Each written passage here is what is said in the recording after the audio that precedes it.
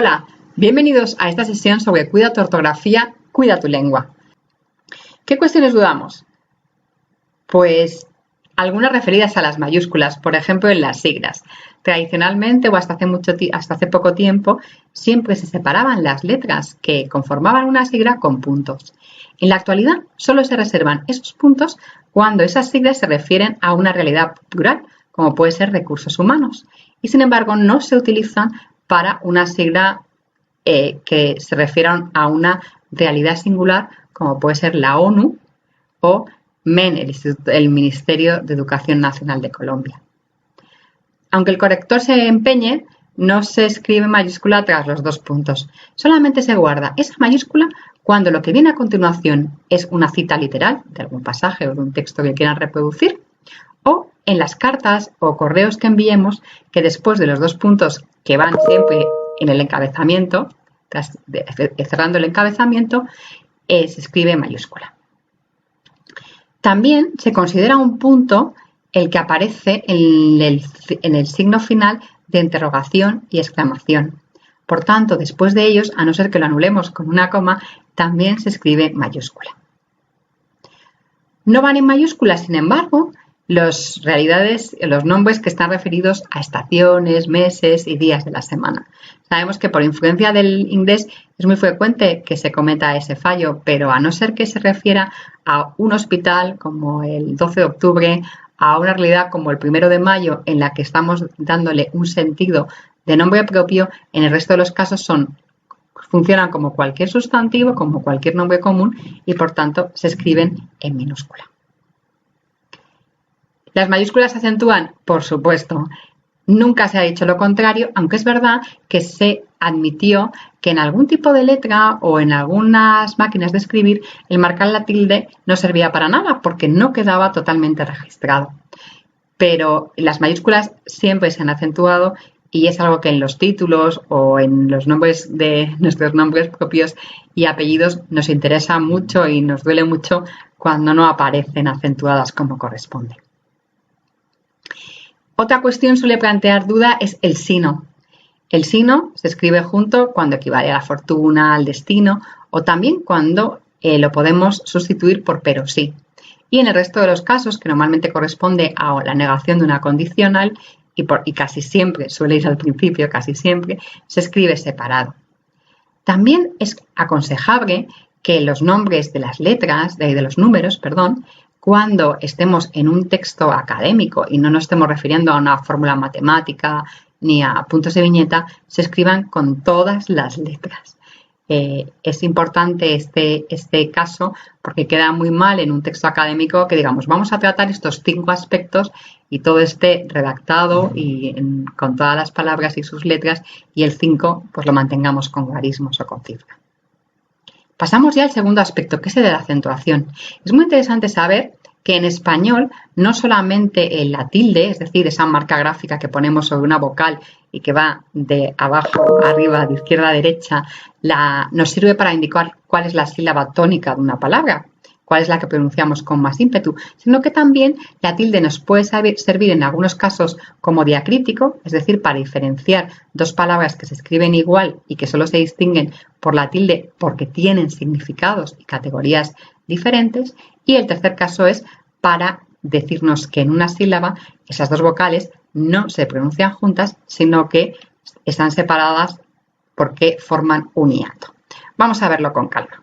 En español podemos decir que casi toda la mayoría de las palabras, 75-80% de las palabras, no llevan tilde. ¿Por qué no la llevan? Pues porque la mayoría de ellas son palabras llanas, es decir, llevan el mayor peso o la mayor intensidad de acentuación, la llevan en la penúltima sílaba y acaban en vocal, piensen en todos los sustantivos, masculinos, femeninos, acaban en N, porque cualquier forma verbal de tercera persona, o acaban en S, es decir, todos los plurales o las segundas personas de los verbos.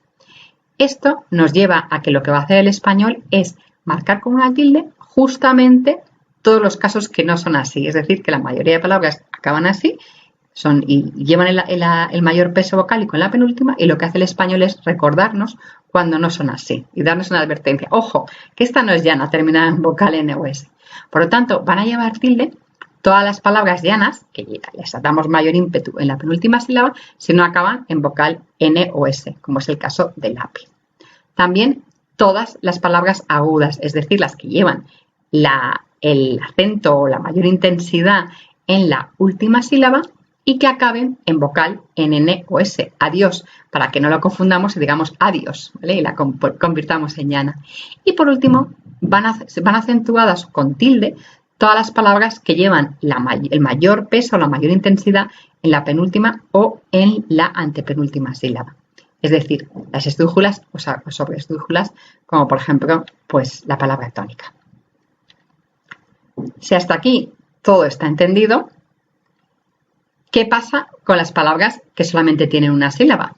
En teoría, esas palabras se consideran monosílabas, mono, una sílaba, y no tendrían que llevar tilde, porque si solamente tiene una sílaba, no tenemos que marcar ni diferenciar la que dentro de ella tiene mayor peso. Sin embargo, y aquí venimos y llegamos al segundo uso de la tilde en español, estas palabras a veces se acentúan porque llevan una tilde diacrítica. Lo que nos permite esta tilde no es saber identificar qué sílaba tenemos que marcar con más ímpetu o más eficiencia, sino lo que nos permite es diferenciar significados diferentes, porque son palabras distintas. El T del pronombre y el T sustantivo se distinguen precisamente por esta tilde, igual que los adjetivos mi y tú posesivos se distinguen de los correspondientes pronombres mi y tú, ¿vale? Cuando funcionan como pronombres.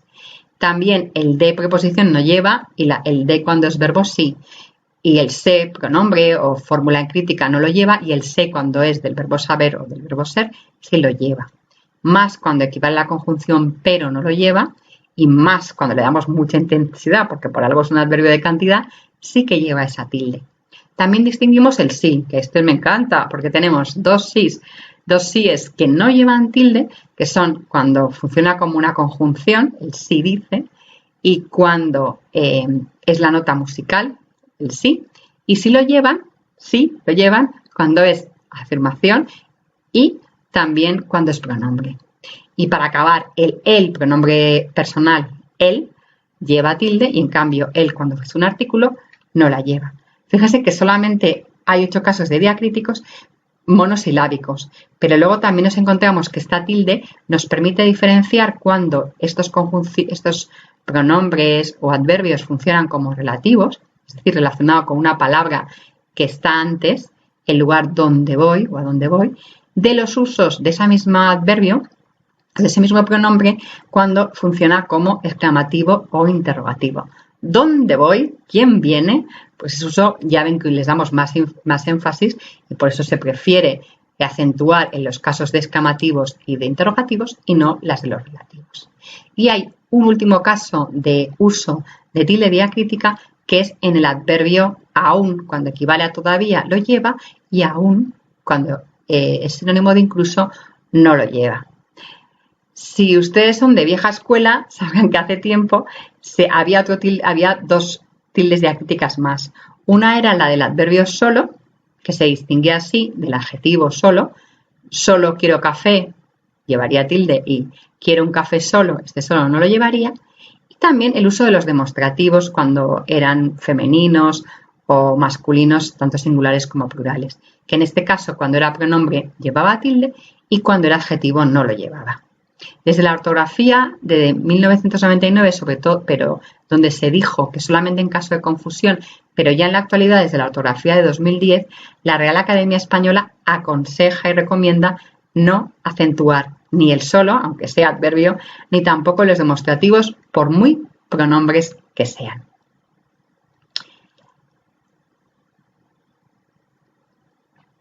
Nunca se han acentuado o se han acentuado hace mucho tiempo, en tiempos de mi abuela, que así lo ponían, el ti, el di, el fue, el fui, ni tampoco se acentúan porque no hay que distinguirlo de otra palabra equivalente, esto, eso y aquello. Y más hoy en día cuando hemos dicho que ningún demostrativo o pronombre tiene que llevar tilde. Vayamos al tercer apartado, que es el de la expresión. La verdad es que esta persona, si no estaba muerta cuando llegó o cuando lo tiraron, después de lo que escribió este periodista, está totalmente rematado.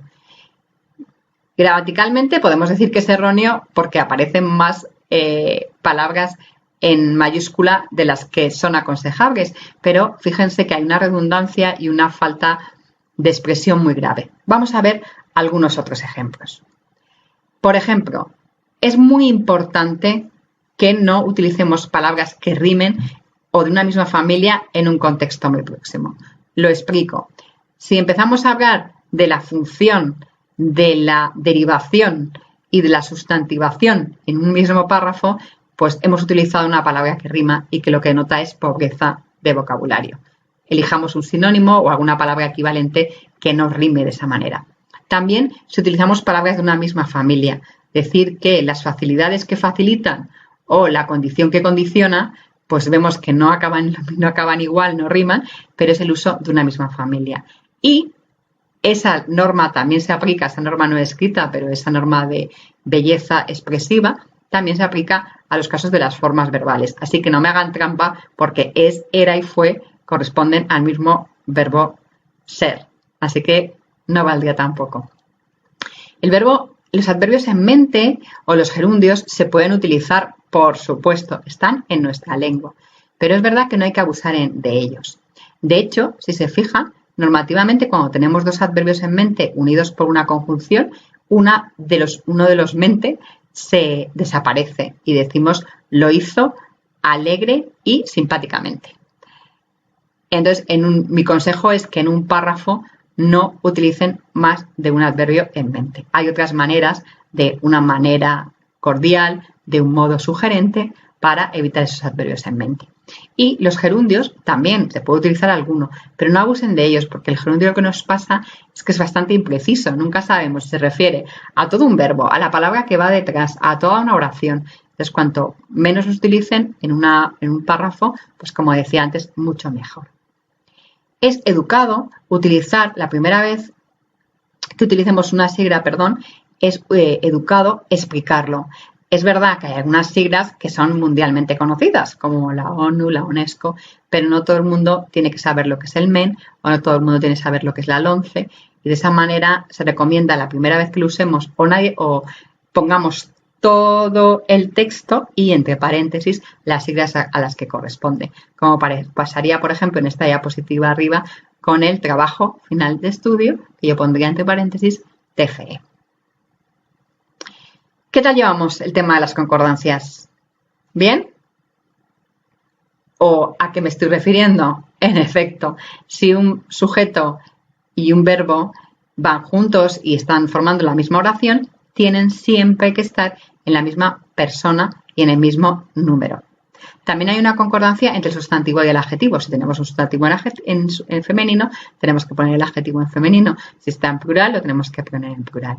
Y hay otra concordancia muy importante y que nos solemos olvidar porque hay veces que dentro del texto está muy separado, que es respecto al complemento indirecto, en el ejemplo que les he puesto aquí, a los estudiantes, que si tenemos un pronombre átono que nos lo recuerda, tenemos que ponerlo también en plural. No podemos decir se le ajustó la programación a los estudiantes, sino se les ajustó la programación a los estudiantes. Hay un aspecto de esta concordancia entre el sujeto y el verbo que suele plantear dudas, que es ¿qué decimos? ¿La mitad de los estudiantes hizo o la mitad de los estudiantes hicieron? ¿La mayor parte de los estudiantes vieron o la mayor parte de los estudiantes vio esta presentación? Bueno, pues para quien tengan duda, pinchen este enlace de la Real Academia y tendrán contestada esa duda. Hay aspectos que no están mal, no son incorrectos, pero que tenemos que mejorar. Nunca podemos utilizar el infinitivo como verbo principal. El infinitivo está usado siempre dependiendo de otro verbo.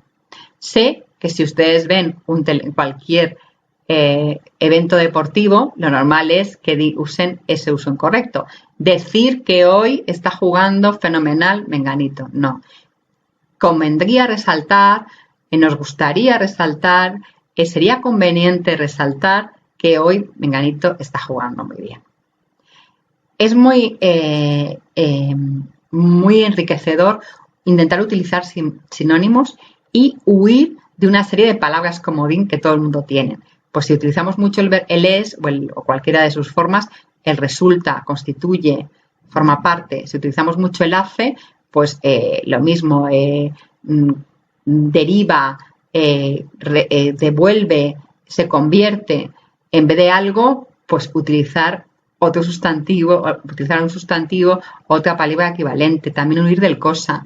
Si detectamos que no solo el también, sino hay otras palabras que solemos usar mucho, pues utilizar un sinónimo. Todos tenemos, pues que abusamos o el además, o del por eso, o por ello, pues utilicemos alguna otra expresión y alguna otra conector o palabra que demuestre que no solamente conocemos y escribimos bien, sino que queremos nuestra lengua y estamos cada vez dominando más ese instrumento maravilloso que nos permite comunicar con las otras personas.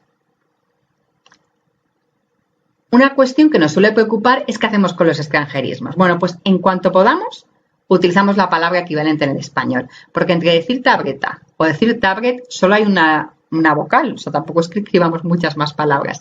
Entre el link o enlace tampoco es que haya muchísimo. Entre patrocinador y sponsor, pues ya hay algunas letras más de diferencia, pero tampoco es que estemos escribiendo 5 palabras más para explicar o definir el mismo significado. Entonces, como decía, siempre que podamos lo traducimos. Lo adaptamos, sí, hay palabras que tanto usarlo, lo que ha hecho es que les mantenemos y les damos incluso el acento, los queremos tanto y los españolizamos tanto que hasta si tienen que llevar tilde se la ponemos. Sin embargo, y como tercera situación, nos podemos encontrar con palabras que es que no encontramos ninguna que sea equivalente, no lo podemos traducir de otra manera. Entonces, sean tanto palabras del inglés, anglicismos, como del francés, galicismos, como del alemán, etcétera, o latinismos, o del griego, lo aconsejable es que lo pongamos en cursiva, ¿vale? Para indicar que es una palabra que viene de otra lengua. Y en este caso mantenemos la gramática de esa lengua de procedencia y no lleva tilde, en el caso de que no la lleve. El plural genérico, bueno, pues no está aceptado porque no es una distinción. La A no lleva ningún sexo incluido y la O tampoco lo lleva. De esa manera, cualquier aspecto que vaya en contra de la economía lingüística, el todos y todas, estudiantes, estudiantas, es muy desaconsejable. Y por otro lado, también el uso de esta arroba para indicar tanto a los niños de un sexo como de otro, tampoco es desaconsejable.